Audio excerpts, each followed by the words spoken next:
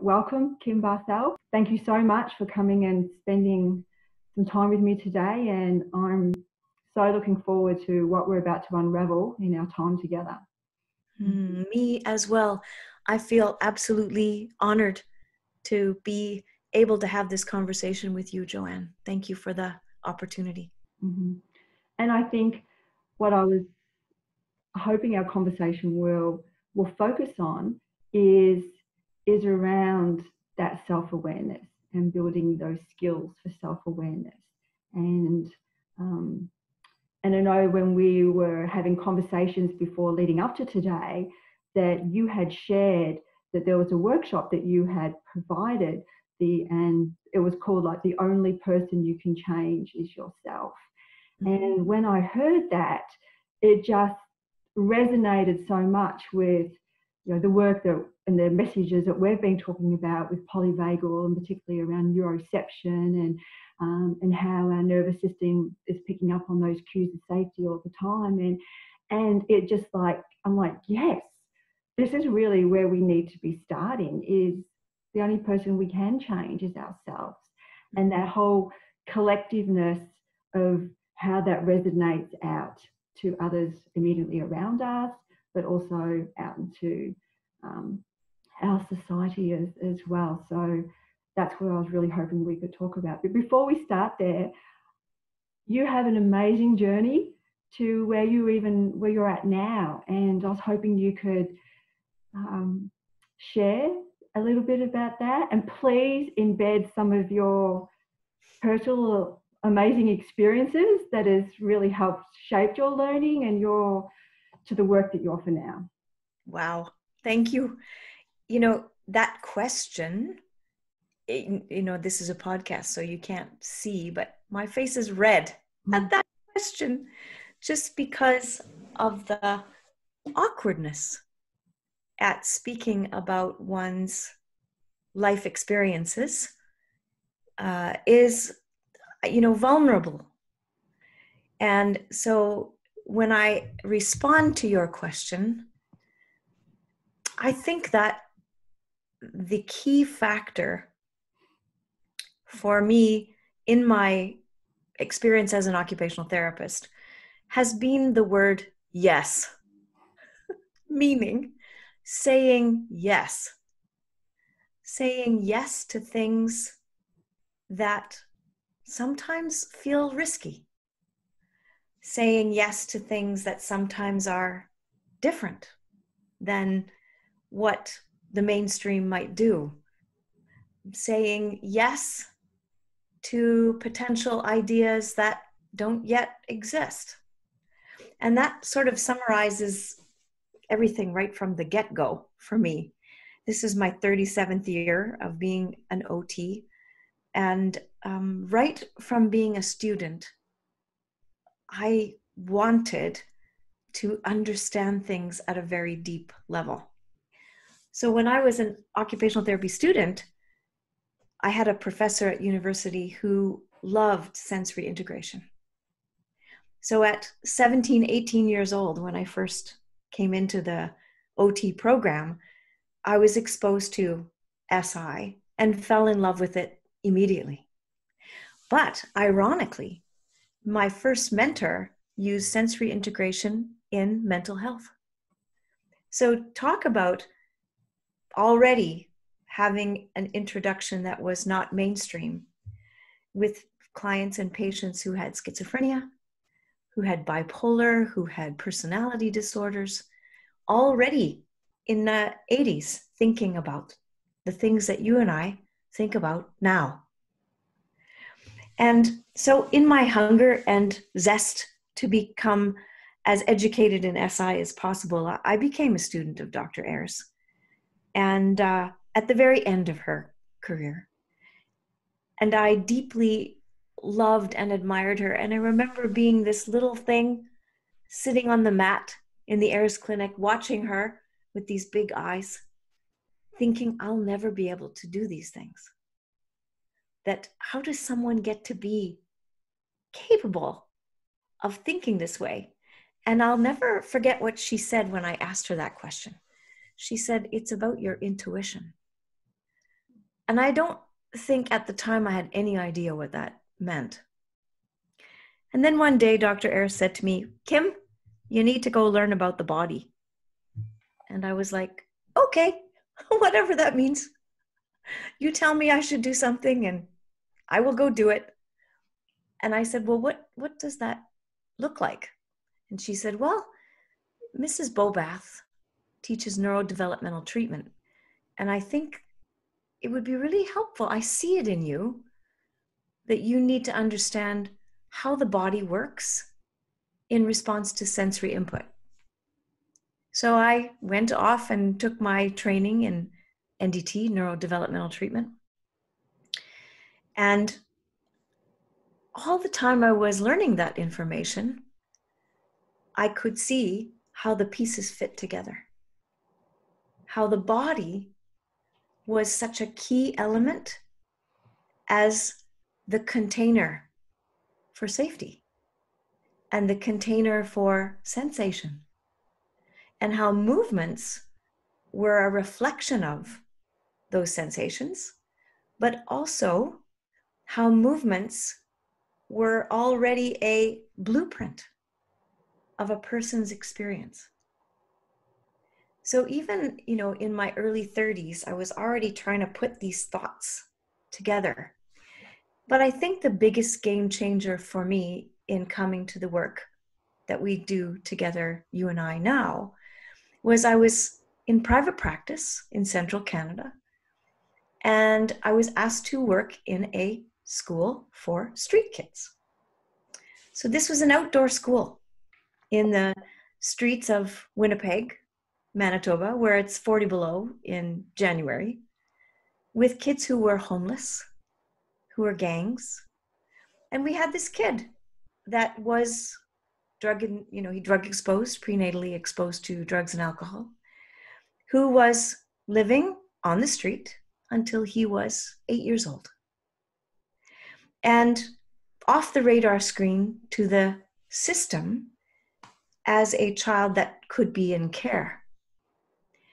And one day, this little boy, he stole something at the 7-Eleven, and he got caught on the CCTV camera, and the police picked him up and they brought him into care. So now this little guy who lived with his family was an 11-year-old, a 13-year-old, and a 17-year-old child. And they lived in dumpsters, under people's steps for 8 years. Amazing. He had a bed and 3 meals a day, and he was in a classroom. And I think I was 22 at the time, 23 years old, and supposed to be the SI queen of the North, meaning, really trying to broaden the perspective of sensory contributions to behavior in a place where that was a foreign idea. So the teacher of this kiddo says to me, take this kid into your magic lab and do something with him. He's undiagnosed ADHD, and he's destroying my classroom, seeking attention, creating chaos. He needs to be on Ritalin. And you talk all the time, Kim, about how your sensory strategies change arousal. It was a very challenging offer. So I said yes. And I took this kiddo into the sensory gym where we had a climbing wall. And he climbed the climbing wall, which was a 6-foot climbing wall. And he makes it to the top and he turns around and falls face first into the foam pit without even putting out his hands to catch himself. And I remember, because I went to the Dr. Ayres, the Child Guides Treatment School, watching from the mat with these big eyes, thinking, wow, this is intense. This is an intense being looking for proprioception and believing and understanding that this climbing and crashing and climbing and crashing was a form of regulation, a form of shift in his state of arousal.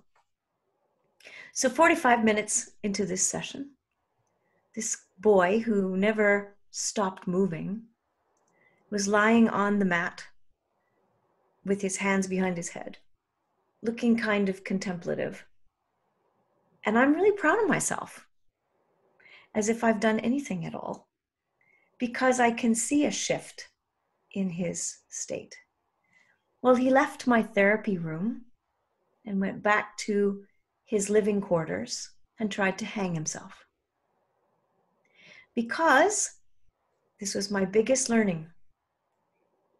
What happens is when you find safety in your body, it isn't always safe. And he landed from a very dissociated, chaotic, outside of the window of tolerance space, right into a landing pad, as I would call it, of presence, where you remember and feel, but you don't always know what to do with it. And the biggest learning was I did not have a relationship with this child. And so I, at the time, was leaving it all to the technique, thinking that it was the tools that we learn that create the change alone for the people we support. Now, this boy, of course, did not succeed in killing himself, and he was able to communicate how terrified he was. And this was the beginning of my understanding how relationship matters, which is the name of our company, but how relationship is the neuroception, is the safety, is the landing page where potential for change is created. And all things, therapeutic use of self, all things that we do in our work emerge from there. So I feel like that was the beginning of the journey of saying yes to many other adventures along the way in working in the field of trauma and mental health and challenging behavior. And just listening to you share that story, I mean, that's pretty momentous learning when you think about at that early age as a young therapist, really developing that understanding that shift in that body, in that body awareness, when you do have a history of trauma, is not, you need to have that sort of safety and support around what you actually do with that next as well. And I think, and you're so right to when you shared about starting off working using sensory strategies and working in a mental health arena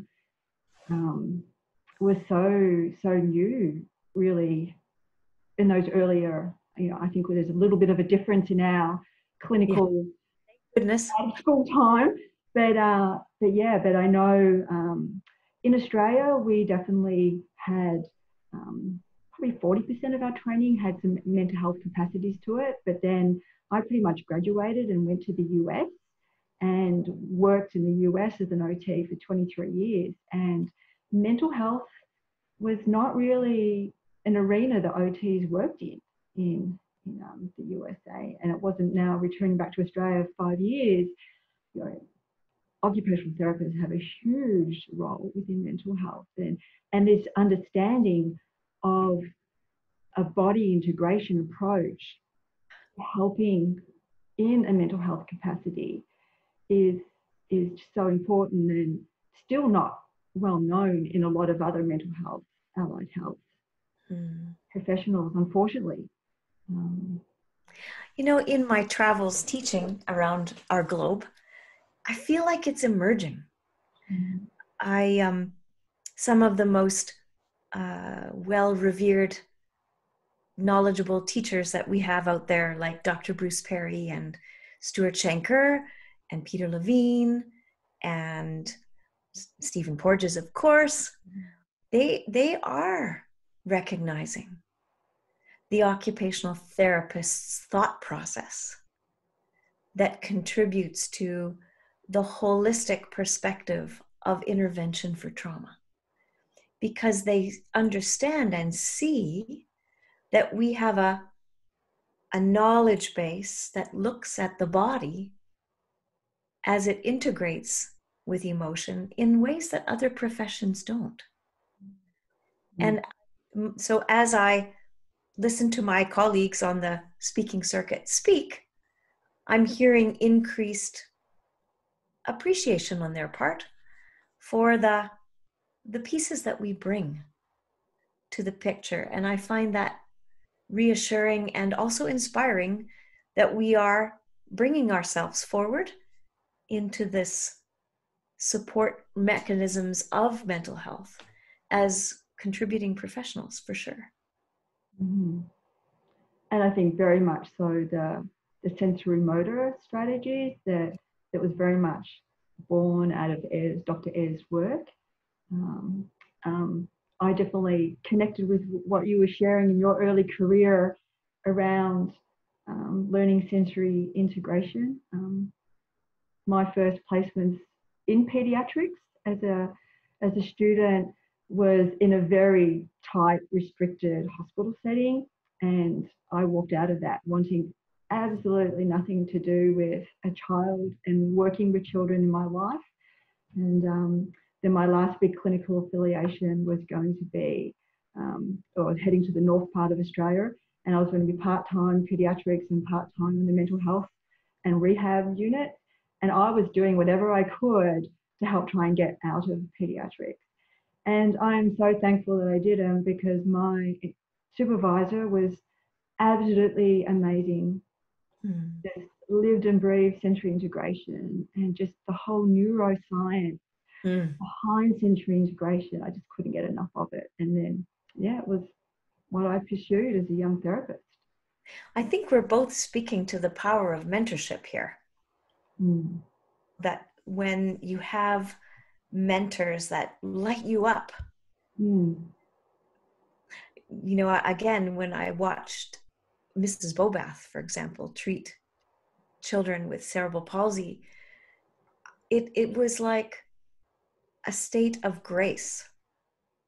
And there's this watching and wondering about the artfulness of these things that we learn in our skill repertoire that really speak to the inspiration that gets passed on across time from one mentor to a student who then becomes a mentor, and we build on each other's knowledge. So I don't know if the profession would be what it is if it didn't have those legacies of mentorship in it. True. So you've touched a little bit on it, and I just want you to explore this sense of safety. I don't think the word safety it's getting more kind of understanding out there, but I think obviously Stephen Porges' work has certainly added a lot of layers around what is this sense of safety within our body and within our well-being. So maybe you can kind of explore, because obviously there's lots of avenues, and the relationship part and the relationship part's going to have components to what is a respectful or attuned relationship. Well, I think of safety as a psychoneuroimmunological phenomenon. Connected to everything. So when you think about safety, it's a state of availability to actively engage in the environment. And the entire being of our design is designed in a way to detect safety through our multiple systems, our body systems, to evaluate the potential for engagement, connection, learning, and human occupation. And when there is lack of safety, then all of our human functions become delegated to or downshifted into a survival state. So from an occupational therapy perspective, and from Maslow's hierarchy of needs perspective, without safety, there's no function, or function becomes very limited and primitive. Now, we detect safety internally in our immune system, which is so critical of a conversation right now as we talk about a pandemic. That, even at a very primitive cellular level, our system is looking for threat. What is in my chemistry that shouldn't be here? And the minute that the immune system detects that there's something foreign in place, the stress response is activated. So even a virus or a bacteria or an allergen is a stressor for the nervous system, for the entire person. And it shifts you into fight mode to eliminate threat so that I can restore myself back into safety and engagement. So many of us push through. The stuff I'm going to talk about, I don't think I can even do myself, but we push through with our psyche, often what our body is not ready to do. I'm finding so many families, educators, therapists, people in this turbulent time trying to carry on and push through. There are 28 different countries we're supporting right now. And I think of many of those countries, teachers are attempting to deliver academics as if the students were sitting in their classroom 5 minutes ago, without realizing that when there is an elevated state of danger and stress and threat, that cortical function is not available in the same way for new learning, for adaptive responses. And so the vibration of the person is shut inward for protection. So safety is kind of like the core or the center of human function. And speaking of the core, we think about the vagal nerve as such an integral aspect of regulation of safety, because it is our homeostasis and it downshifts us back into a balanced place. But if my inner core muscles, for example, are not in an available, optimal opportunity to respond, then the inner core muscles being your pelvic floor, your diaphragm, your transverse abdominis, and your multifidus muscles, if I yank those on and hold them in a static, taut position, I short circuit the vagus transmission, the highway that goes between the brain and the body. So the body talks to the brain and the brain talks to the body. And this vagal nerve is that highway that allows that to happen. And so when you think about, if I'm all stuck in my thinking, in fear and anxiety, and I'm not paying attention to anything that happens below my neck, if I don't feel my heart race, if I don't feel the tension in my neck, if I don't perceive my feet on the ground, then my sensations of my body don't contribute to my well-being and my container of how I look after myself. So when you think about safety, it begins inside of the body. And the reason I say it that way is because I have been in many, many environments that are dangerous. Being in war zones, in tsunamis and earthquakes, working in communities where there's domestic violence, high levels of violence, sexual abuse.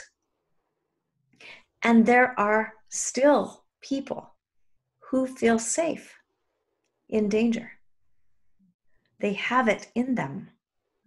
They have the resilience and the toolbox and the relationships and the neuroception, even in danger. So would you say, Kim, that neuroception, that sense of self, of safety in body, really develops through a life experience of connected relationships? I actually think it begins in utero. You're right. Yeah. You know, if you experience prenatal safety, your nervous system and your epigenetic signature come to the world in a prepared way. That feels like it's embodied. But if you were prenatally exposed to danger, that also is embodied and sets the system into a, I don't want to say conditioned response, but a vigilant state to expect what it knows, which has a cascading effect. And that's why sometimes even children who were born into, came from situations where there was so much in utero trauma and then live in safety, still don't feel safe. That it takes time for the nervous system to relearn plastic. Changes must happen in the nervous system to recognize what is innately possible in our structure, which is the potential for feeling neuroception within us. But I don't think it's just natural. I think it comes from a trusted, predictable experience that shows me the difference between safety and danger. And I think I was listening to you talk, and obviously we both share a lot of experience with using an acoustic intervention as a tool. That, you know, to layer in on top of that in utero experience, that we know the research shows that a fetus is bathed within not only body sounds, but also hearing mum's voice and mum's patterning and inflections. And if there's a lack of that, or if there's a lot of anxiety within that has an impact on those acoustics. And then when that, not obviously if there's a lot of stress happening as well, or if there's depression, that there's a whole chemistry that fetus is being bathed in, but the acoustics play quite a role as well. And then when, you know, that baby is born, are their ears necessarily tuned in to able to perceive the acoustics of safety in their environment? You know, I speak all the time about a phenomenon I call gleaming and beaming, which is the serve and return that comes within a safe container of child development with a attuned and available caregiver. And when an attuned and available caregiver can put their mind in the mind of the child, there is a feeling on the part of the child to feel received and understood. It's like, in your eyes, I see myself as. And that feeling of being received and held by someone else in an oxytocin bath, this has profound impact on the brain, on the developing brain. It soothes the stress response. We know that the right side of the brain, which develops in advance of the left side of the brain, the right side of the brain is also biased to negative feelings. That it's biased to notice the micro expressions of danger and rejection and abandonment. And that the left side of the brain is biased to love and orienting to beauty, and that these two hemispheres must communicate with each other in order for us to have a sense of realism of what the world is about.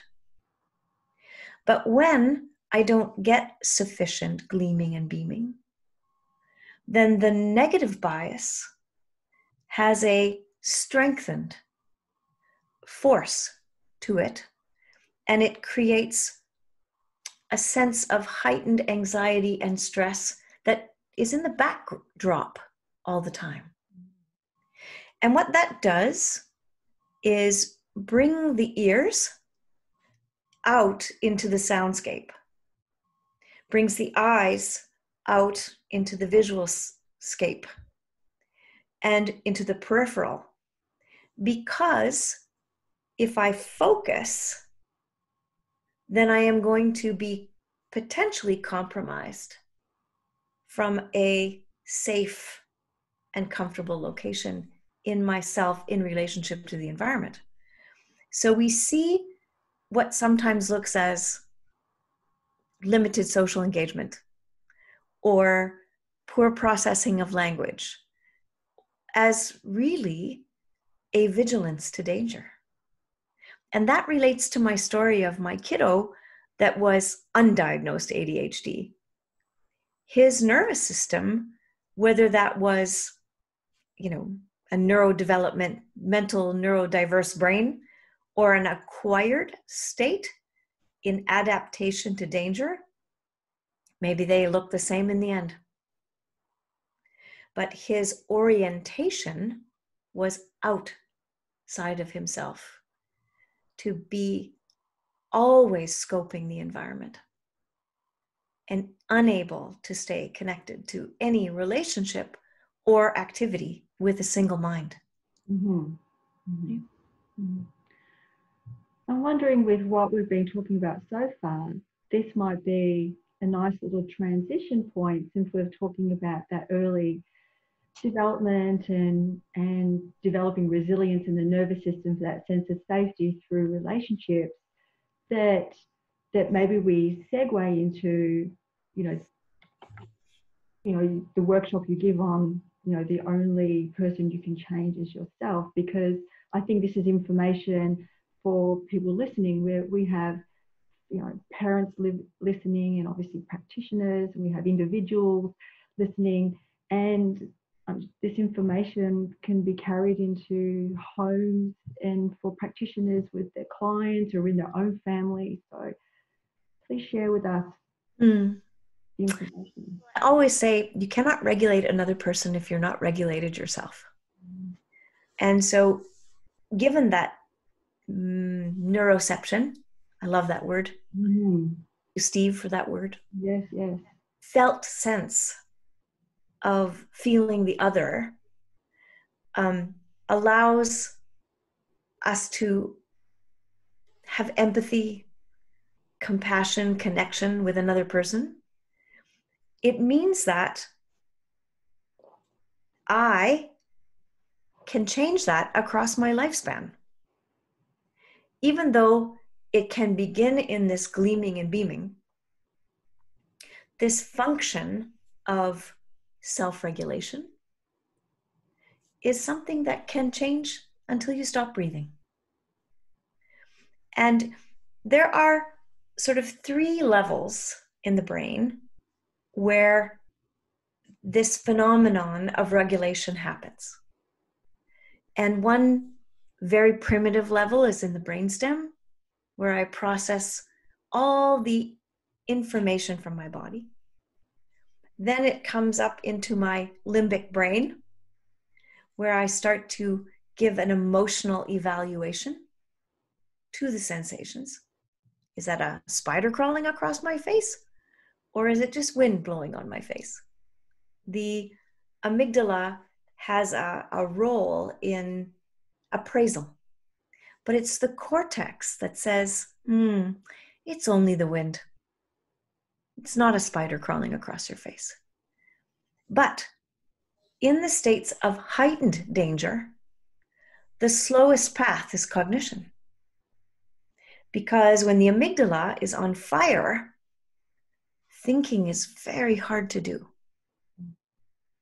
And this is one of the reasons why, the Safe and Sound protocol is so helpful, because it doesn't require thinking. Mm-hmm. It comes in at a much more, as a matter of fact, at the brainstem level, superior colliculus, right just above the spinal cord, and allows the whole system to just soften. So that the cortex says, thank goodness I can relax and let go. But in that, I can also work with my mind. And I always say that self-regulation, which is very much a part of connection, we're often born with the hardware. I say often because not everybody is born with the hardware to self-regulate, but I don't know how to use it until I have relationships. And then, I'm about 8 years old and I have some self-regulation, and then I hit puberty and it all goes out the door. I have a 17-year-old son. Under construction. Yes. And you have to climb your way back. And by the time you're about 25, you begin to use cognitive energy. And it's really relies on the anterior cingulate in between, which I call the power of the pause. It's the place where I can hold space for myself, where I can feel an emotion and not immediately move into reactivity, but hold the tension. And this is the mediator of the brain that is really late to develop. And it allows me to sit in my emotions, discomfort, and observe them rather than react with action that might not be in my best interest. And so that skill is a skill that goes on in its development until I no longer am breathing.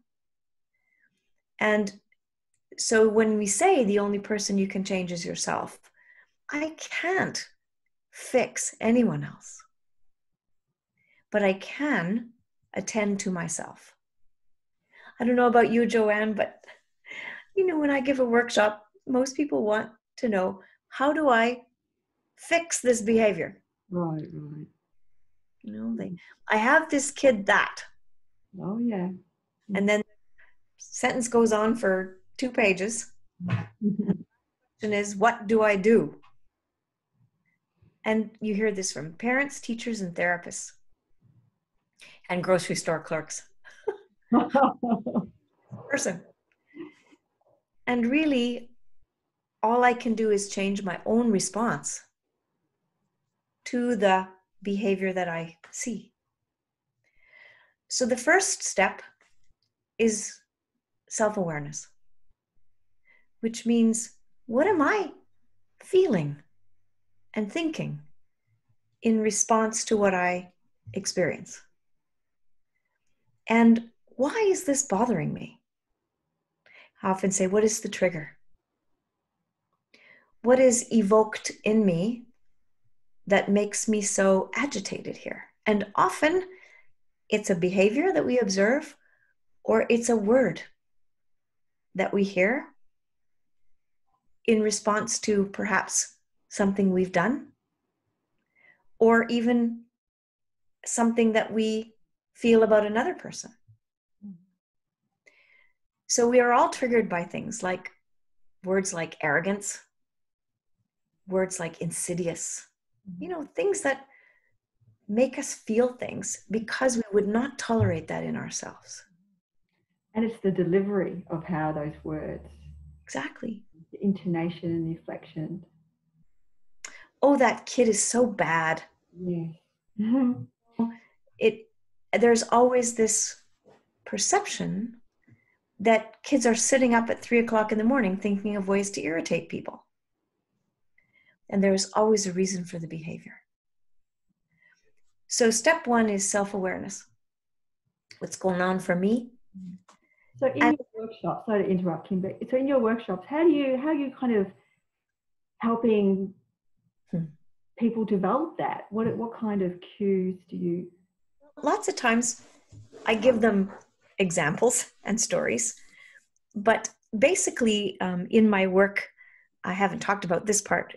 I wrote a book with a famous Canadian hockey player who was sexually abused by his coach in junior hockey. And, he's in Canada, hockey is like a religion. So he is a very famous human. And, we have been across this country upside down, sideways, and backwards since 2012, talking to 500,000 Canadians about mental health, sexual abuse, trauma. And we've come to the conclusion from our conversations with these numbers of people that there are 4 basic human activations that create shame. And the first one is rejection. I'm going to leave you. It's the feeling of the brain is so terrified of rejection and abandonment that many, many of us will sell our soul to do things that are not within our comfort zone so that we are loved and cared for. And we despise this feeling of being left. The second one is you're not good enough unless. It's very conditional. You must do X, Y, and Z in order to be good enough for this relationship. The third one is you're not lovable unless. And they're very similar, right? And the fourth one is you don't matter. You're invisible. That what you say, what you do has no relevance or impact on the world. And you see these filters in people's responses to how they engage, especially in conflict, right? I'll give you an example. So speaking of Theo, when we go out into the public eye, people will ask him for his autograph every 30 seconds.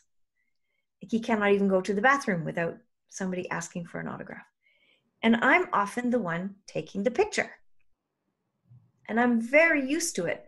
This is a long time of this experience where I think, it's fun to help other people feel excited. But we were giving a speech at a prestigious conference, and one of the senior leaders of the organization that invited us asked me in front of 300 people, Kim, what's it like to be an add-on? Wow. Yeah.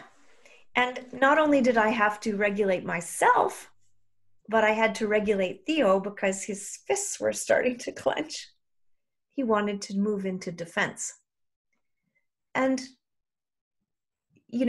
for me in that example, you're not good enough was up there like a neon sign. So, it's not an unfamiliar feeling. I go through it a million times a day, just not in front of 300 people. So these are examples of triggers.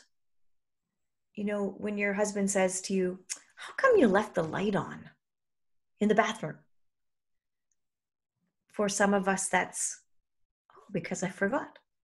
And others may be in the tone of voice, triggered into, you're not good enough. And it can evoke a powerful emotional response. So it starts by noticing what, and usually we notice big things. But across time, we notice that those big things, they're like, an auger that digs a hole that gets finer in the bottom, because it's the same theme over and over and over again in little ways. And once you become, this is mindfulness, familiar with your trigger, it has less intensity. It's like, I've known you before. You show up a million times. And it has less, evocative intensity to it. So the second level is to be curious about the other person or the situation. And curiosity has a vibration of, it's an open lens, meaning I wonder why that person said that to me. Mm-hmm. That was immediately what I sort of, initially the shock of like, oh, wow. And then like, yeah, what is it in his makeup that he felt the need to say that? Well, usually we say things to people that we see in ourselves, right? Because we all project. There is no, Anais Nin said, we do not see things as they are, we see things as we are. And so, that remembrance in that moment, I thought, wow, he's putting himself in my position and feeling the feeling of being an add-on with not very much comfort. And that's a very practiced skill, because when you're hurt, it's not easy to get to curiosity, and that's the work. Those of us who are professional and we work with families, I used to say, I went into this job to work with children and I was so disappointed they came with parents.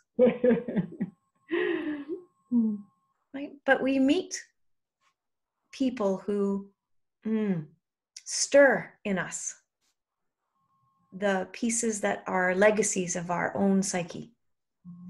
And then when we understand that, it stirs you up less. No, else to say, no, you're right. And then after this is again very cognitive. So I know what's going on for me. I'm curious about what's going on for you. And then I regulate myself physically, because the body is where it happens. And that's, I take a breath, I rub my hands together, I give myself a wee hug.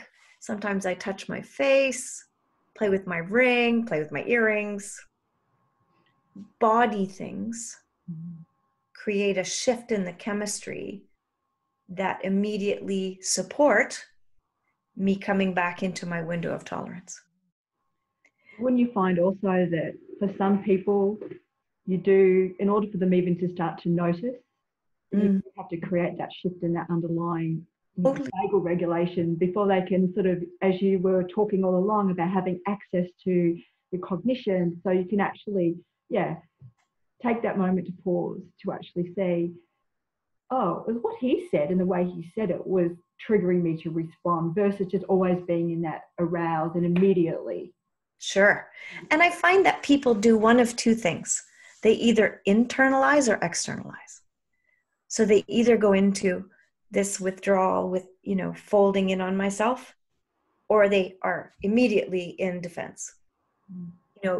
In a situation like that, it's so easy to either say something really snarky and nasty, I was tempted, or to say nothing, which would be so disempowering of me. Mm-hmm. And so the ultimate skill that I find that creates relationship in dysregulation is vulnerability. Where, and what I said in front of the whole 300 people was, whew, that was really hard for me. And then I left this big silence. I said, it was really hard for me to have you all hear things that happen inside of myself in such a visible way. Because I didn't want to shame him either. And then I said, but each and every one of you will have an experience like I'm having right now, where someone will come along and say something and you'll become activated, and we get to choose whether we want to pick it up or not. Mm-hmm. But it's slow and low that helps you to do that. Mm-hmm. And it takes practice. So in the beginning, you know, whether you're a child or a teen or a young adult or an older adult, usually it comes around when you're fed up, when you're tired of suffering, Mm-hmm. and you don't want to feel any more pain anymore. That you start to begin to think, I need this to be different. I don't think that it's easy to transform it unless there is some suffering involved. Right. Yeah. And I think, as we sort of know with some of the other work that we do with the other tools that we use, we know often it creates a little bit of chaos, and whether that's seen as suffering, but a little chaos, and things sit and feel uncomfortable, and you feel things differently, and that is actually, it's a healthy reorganization and giving you the opportunity to repraise things. Yeah. It's impossible without it. Yes. You know, and that's why I think the whole polyvagal theory is so beautiful from a reorganizational standpoint, is that, you know, we're looking for safety, but if you've never lived in safety and you're moving from a place of high arousal, disorganization, or shut down, tuned out, as you come back into safety, the safety feels terrifying. Mm-hmm. And it's having the neuroception, the container, the relationship, to feel like I can do it. I can live here in the discomfort, and it's going to be okay. Mm-hmm. And I think what you said before too is very powerful, is that you get to choose. Yep.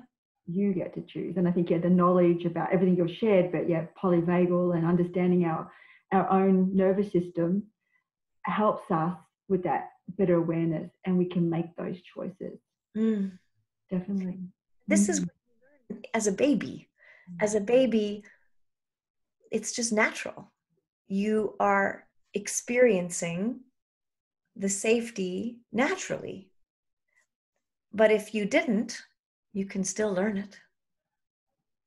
And the body can still adapt back into that place.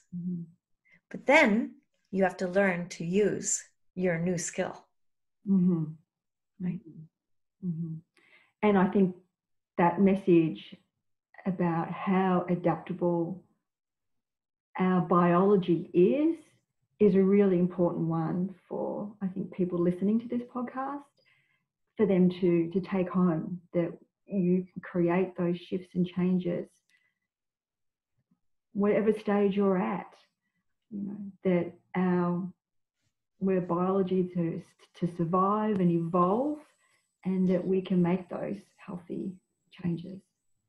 I think a message that I think is very important for me is that it's not about doing it right. Because there is no such thing.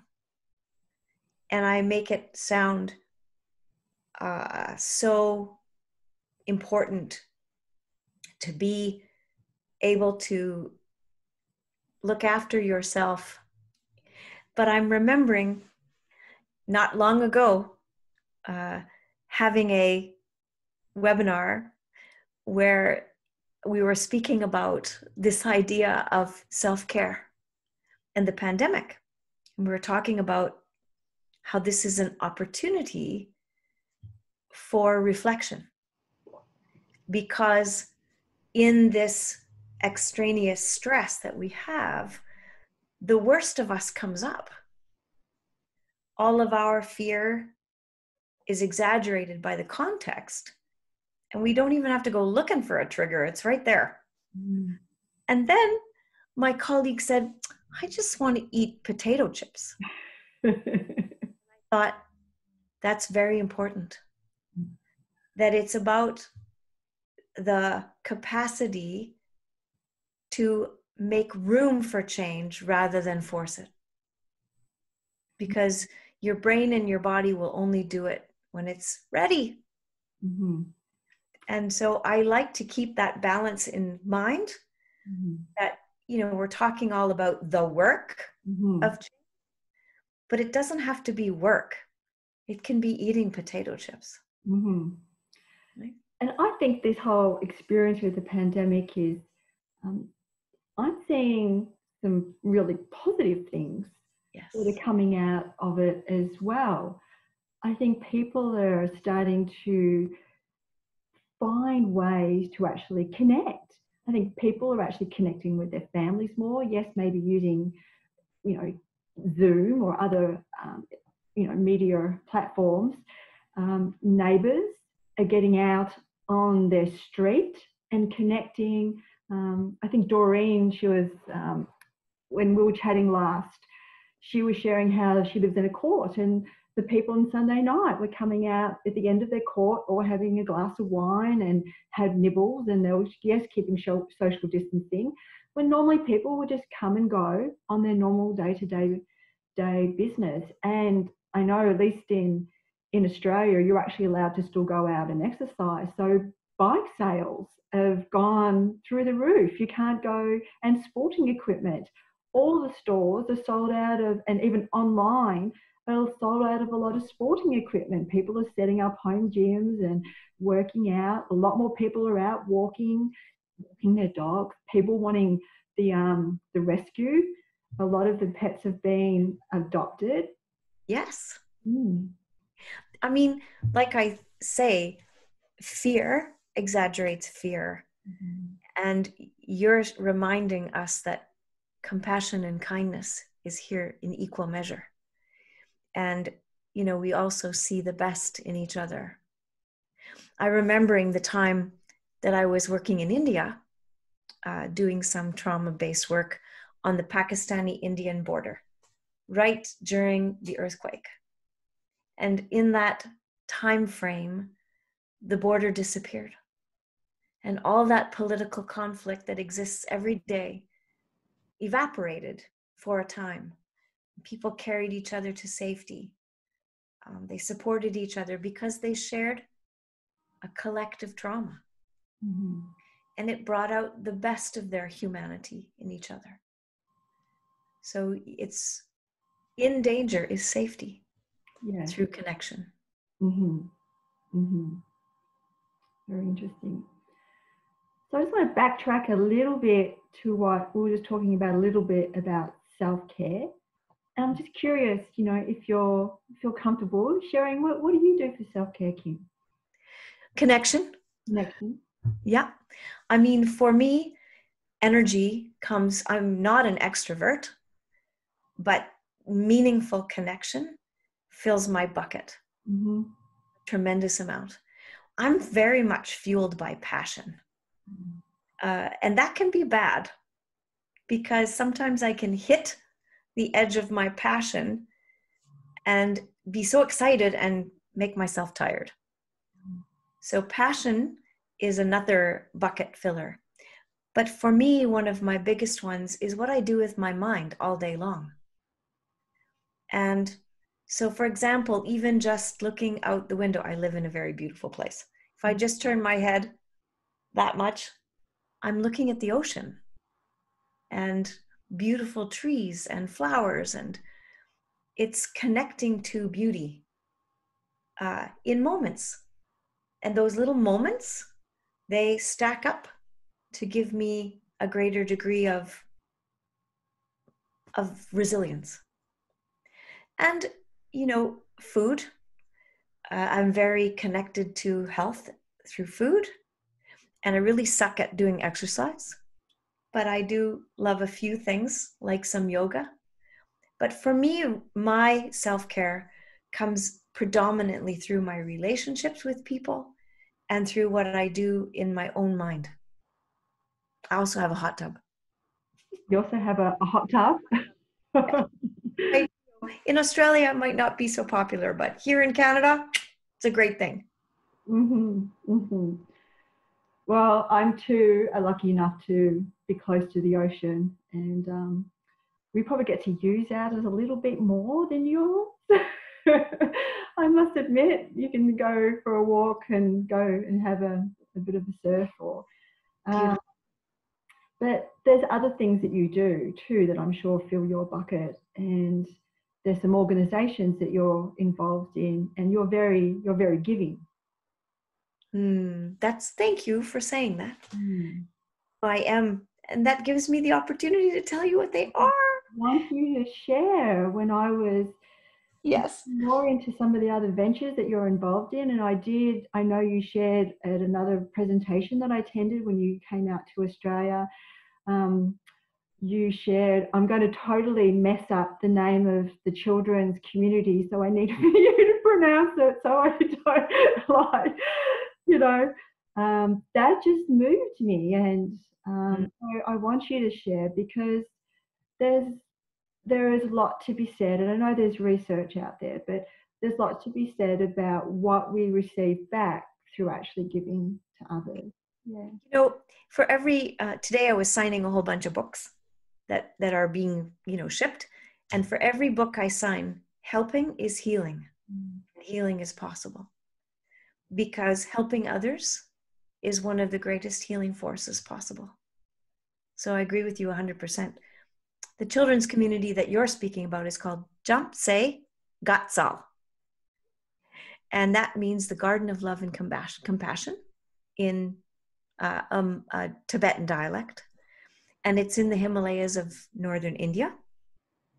And it's a community for children who have experienced tremendous adversity. And yes, it is a very deep passion for both myself and my husband, Bob. And we are very, very involved in the continuing support of this community. So it is learned so much, because these are children who have, if you look at the ACEs scale, they usually have 9 out of 10 ACEs in their scale. And yet, through compassion and care and connection and community, they are thriving. We have 140 kids, and now 40 of them going to university. So pretty amazing. Amazing. Yeah. I think what we need to do, Kim, is once you get another break in your schedule down the track, I think we need to do a special time to sort of unravel some of these other things that you're involved in, so people can really know what that work is. But I think layer in on it things that we've been talking about the neurobiology of safety, the relationships, holding space. We can sort of weave that into it. I think that would be wonderful, and I think it's important for people to hear this work, because who knows what it might trigger those other people listening to do. And thank you. I would love the opportunity to have another conversation with you about that in the future. And I know there's a couple of others, but I wanted you to share a little bit about the, I'm not sure I get the title correct. We are all a little crazy. Yes, we are all a little crazy. It's the Same Here movement. And this is the Global Mental Health Alliance. And its intention is to create a significant level of advocacy for mental health awareness globally. And it was developed by a gentleman named Eric Kusin in New York City, who was a former executive in the National Basketball Association, NBA. And he had mental health issues that became accumulative through receiving the wrong medications. And he really thought he was alone. And through his connection to sport, he found so many, many people who were suffering like him that he decided to develop this global mental health alliance. And so We're All a Little Crazy is to show that we are all in this together, that mental health is a human experience, and it's to create reduce the stigma around mental illness and suffering, emotional suffering. So yes, same here. I like that. I like that. I do have to share that Australia is definitely moving in the right direction. You know, I think having socialized medicine definitely has its benefit, that there is a lot of mental health support here and government supported organizations, you know, Beyond Blue, Yes. Headspace, just to name a few, and they all do, yeah, a pretty significant job in education support. Thing that we also share between our countries is our Indigenous peoples. Mm-hmm. And, you know, your restitution process and our, restitution process is similar.